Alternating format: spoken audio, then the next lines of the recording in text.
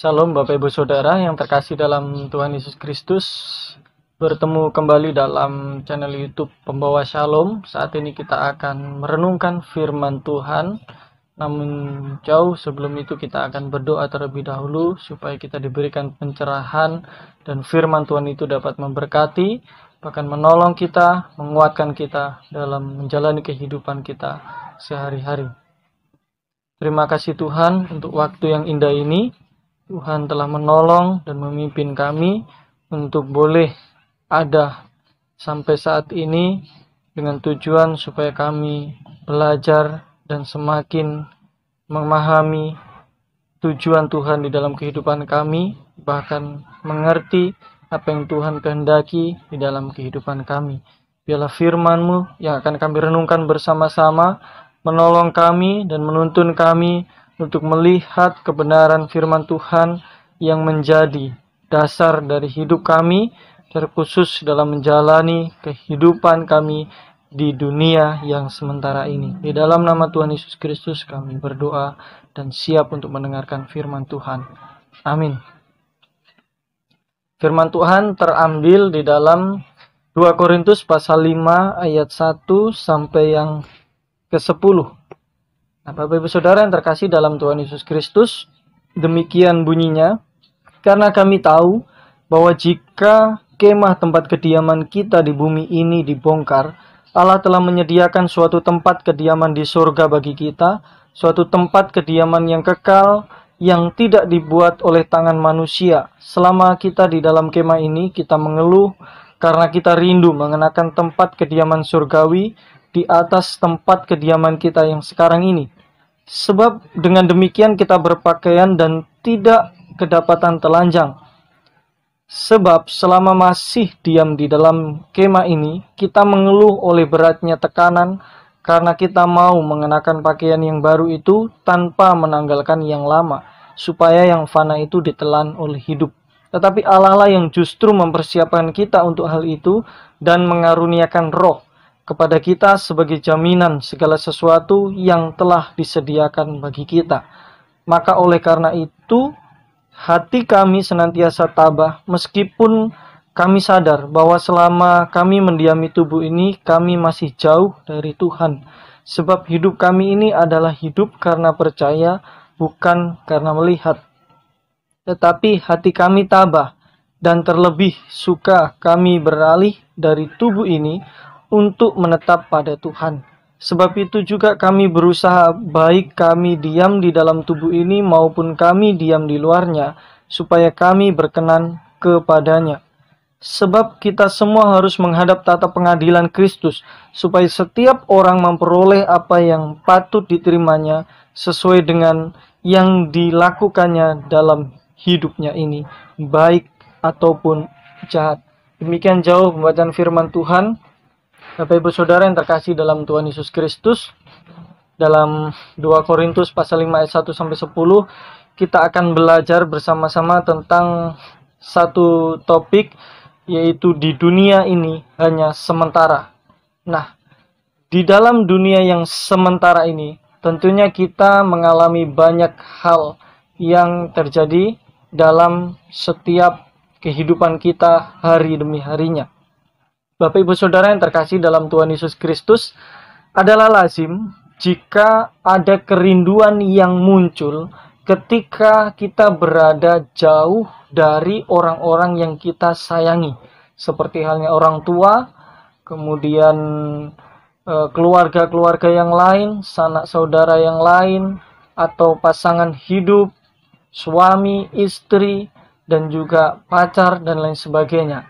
Tentunya ada kerinduan yang mendalam sehingga ada keinginan bagi kita untuk mau berjumpa atau datang bertemu dengan orang-orang tersebut. Nah, ketika kita jauh, tentunya kita mengalami banyak sekali masalah-masalah yang terjadi sehingga kita sungguh rindu untuk datang kembali kepada mereka. Apa yang membuat kita mengalami hal yang demikian?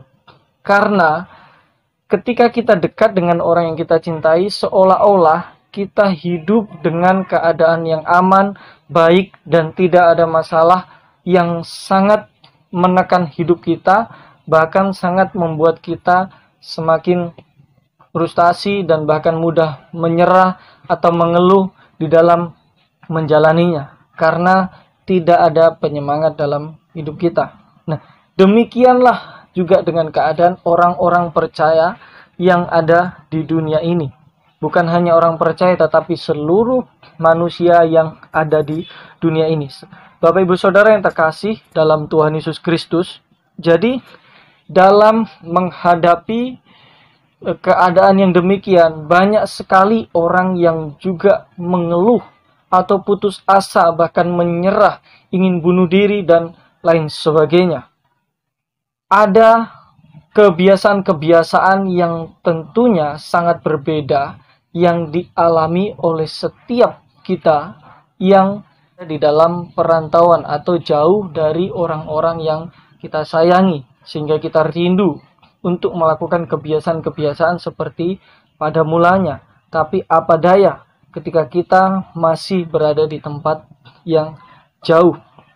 Nah, demikianlah kehidupan orang-orang percaya yang ada di dunia yang merindukan, yaitu kediaman surgawi, di mana Tuhan ada di sana, dan Dialah yang sebenarnya kita cintai, kita sayangi, kita harapkan, dan kita ingin hidup bersama-sama dengannya di dalam sukacita dan di dalam kasih karunia, bahkan damai sejahtera bersama-sama dengan Tuhan. Nah, Bapak Ibu Saudara yang terkasih dalam Tuhan Yesus Kristus, satu hal yang perlu kita ketahui bahwa dunia ini adalah dunia yang sementara. Wajar jikalau kita sering mengeluh dan putus asa ketika menjalani kehidupan yang ada di dunia ini. Dalam 2 Korintus pasal 5 ayat yang kedua. Selama kita di dalam kemah ini, kita mengeluh karena kita rindu mengenakan tempat kediaman surgawi di atas tempat kediaman kita yang sekarang ini. Keluhan ini muncul karena kerinduan kita untuk lepas dari setiap beban-beban atau belenggu-belenggu yang mengikat kita ketika kita berada di dunia ini. Tetapi Rasul Paulus mengingatkan kepada kita semua, dalam semuanya itu, jangan sampai kita telanjang. Maksudnya apa? Maksudnya bukan berarti kita telanjang secara fisik, tidak memakai baju dan celana atau pakaian kita. Nah, di sini Paulus ingin mendorong orang-orang percaya untuk tetap setia dengan segala macam keadaan yang dialami di dunia ini. Karena apa? Karena ada harapan yang pasti yang sedang menanti setiap hidup orang-orang percaya. Nah, Bapak Ibu Saudara yang terkasih dalam Tuhan Yesus Kristus, dan di dalam kesetiaan, ketika kita berada di penghujung kehidupan ini, maka kita akan menemukan suatu harapan yang benar-benar nyata, benar-benar kita alami, yaitu sukacita dan damai sejahtera, yaitu kediaman surgawi yang kita harapkan selama ini. Dan dijelaskan di dalam Alkitab bahwa kediaman surgawi merupakan tempat yang sangat berbeda dengan tempat yang ada dan kita tempati di dunia ini. Wahyu 21 ayat 4 dijelaskan di sana bahwa, dan ia akan menghapus segala air mata dari mata mereka, dan maut tidak ada lagi, tidak akan ada perkabungan atau ratap tangis atau duka cita, sebab segala sesuatu yang lama telah berlalu. Jadi segala sesuatunya akan menjadi lebih indah. Tetapi perlu kita sadari Bapak-Ibu Saudara bahwa tempat kediaman itu tidak akan pernah kita miliki jika kita tidak mengenakan pakaian kita.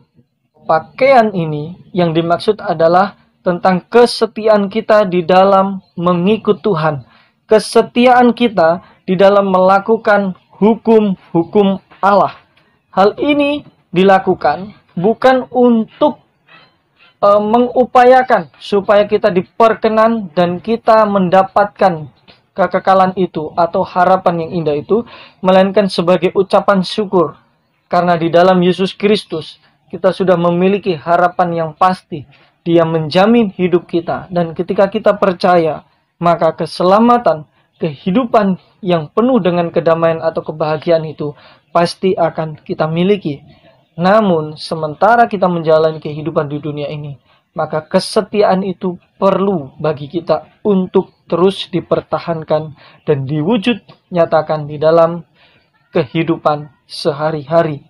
Nah, artinya, jikalau kita sebagai anak Allah dan Allah sebagai Bapa kita, maka sudah sepatutnya seorang anak harus mengikuti apa yang disampaikan atau dilakukan oleh sang Bapa.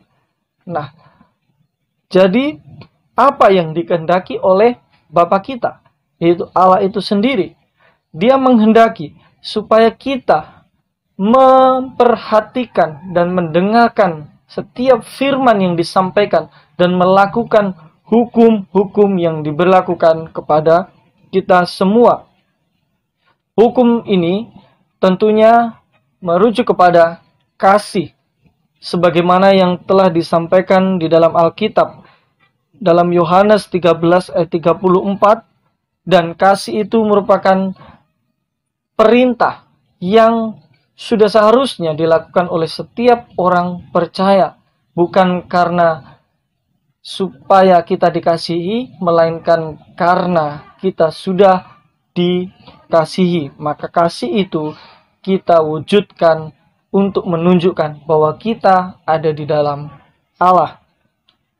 Yohanes pasal 15 ayat 12 dan 17. Nah, semuanya di situ adalah perintah-perintah untuk menyatakan kasih itu baik kepada Allah melalui doa, perenungan firman Tuhan, kekudusan hidup, dan kasih kepada sesama manusia, yaitu dengan saling memberi, saling bekerja sama dengan baik, dan saling mengingatkan atau menguatkan supaya kehidupan ini tidak dijalani dengan melakukan hal yang sia-sia. Nah, pertanyaannya bagi kita adalah, masihkah kita memiliki kasih itu? Bapak-Ibu Saudara yang terkasih dalam Tuhan Yesus Kristus, masihkah kita memiliki kasih itu? Bisakah kita menerapkan kasih itu di tengah-tengah dunia yang sudah rusak, dunia yang sudah hancur, dunia yang dipenuhi dengan orang-orang yang berdosa? Saya mau mengatakan bahwa kita bisa melakukan itu dan kita bisa menerapkan itu, tetapi bukan kita sendiri. Artinya bahwa tidak ada manusia yang mampu melewati setiap persoalan demi persoalan atau beban hidup di dalam dirinya secara sempurna dengan kekuatannya sendiri. Seseorang dapat melewati setiap persoalan beban hidup dengan sempurna hanya dengan pimpinan dan tuntunan dari Roh Kudus, yaitu Roh Allah itu sendiri. Roh Allah yang mengerjakan di dalam diri kita menurut kerelaan kehendaknya. Artinya dialah yang akan menguatkan kita, menopang kita, dan membimbing kita untuk menyikapi setiap kehidupan ini dengan baik dan melewatinya dengan baik, sehingga kita dapat mewujud nyatakan kasih itu dengan penuh kesetiaan. Di dalam 2 Korintus 5 ayat 5, kalau kita melihat ayat ini, bahwa sebenarnya keadaan kita di dunia ini yang penuh dengan berbagai macam hal, persoalan atau masalah, sebenarnya itu justru Allah sendiri yang mempersiapkan bagi kita. Untuk hal itu, Allah tidak hanya mengizinkan kita mengalami semuanya itu, tetapi Dia juga memperlengkapi kita dengan mengaruniakan Roh kepada kita sebagai jaminan segala sesuatu yang telah disediakan bagi kita. Apa itu? Kehidupan yang penuh dengan pengharapan, yaitu kehidupan kekal, di mana disebutkan tadi tidak ada ratap tangis, duka cita, perkabungan, dan lain sebagainya. Nah, Bapak Ibu Saudara yang terkasih dalam Tuhan Yesus Kristus, artinya jangan pernah kita khawatir dengan segala keadaan yang ada di sekitar kita. Jangan juga kita putus asa atau mudah menyerah dalam melihat dunia yang sudah semakin tua, semakin rusak, dan orang-orang yang ada di dalamnya banyak sekali yang melakukan kejahatan, baik itu pembunuhan maupun pergaulan yang bebas dan lain sebagainya, bahkan memperlakukan seseorang dengan sesuka hatinya sendiri. Jangan kita mudah menyerah dengan menghadapi semuanya itu, karena Tuhan sendiri yang mengizinkan hal itu terjadi, dan Dia juga yang mengaruniakan roh kepada kita, sehingga kita diberikan kekuatan untuk melewati semuanya itu. Artinya tetap teguh dan tetap tabah dan terus berjuang, bahkan berpegang kepada Tuhan sebagai sumber dari kehidupan ini. Sebagai penutup, saya mengajukan sebuah pertanyaan untuk kita renungkan bersama-sama di dalam kehidupan yang akan kita lakukan selanjutnya.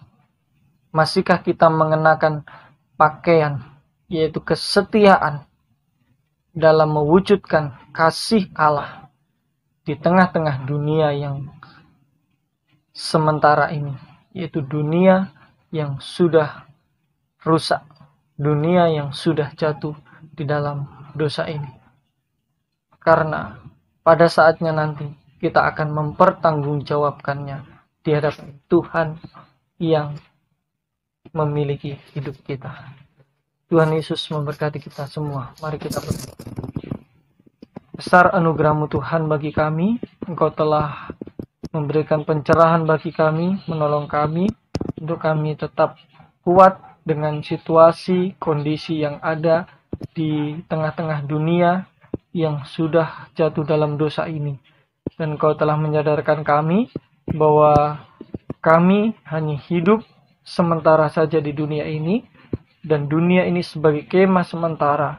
Tetapi kami disadarkan bahwa kami memiliki tempat kediaman yang telah Tuhan janjikan kepada kami, yang percaya, yang setia terhadap janji Tuhan. Ketika kami percaya kepada Yesus Kristus sebagai satu-satunya Tuhan dan Juru Selamat kami. Pimpin dan teguhkan iman kami ya Tuhan, biarlah kami tidak mudah mengeluh dan tidak mudah putus asa dalam menjalani kehidupan yang penuh dengan dosa ini. Terpujilah nama-Mu Tuhan, inilah doa kami, dalam nama Tuhan Yesus kami bersyukur dan berdoa. Amin.